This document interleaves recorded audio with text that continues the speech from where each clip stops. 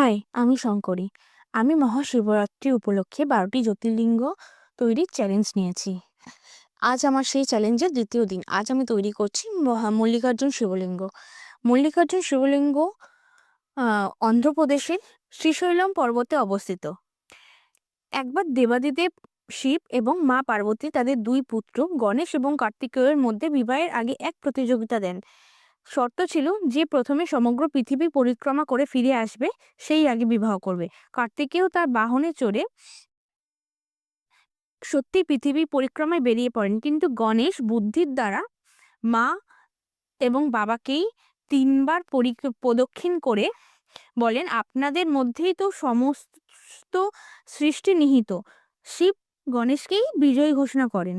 এতে কার্তিকেয় অত্যন্ত দুঃখ এবং ক্ষুব্ধ হয়ে কৈলাস ত্যাগ করেন এবং দক্ষিণ ভারতের শ্রীশৈলম পর্বতে চলে যান।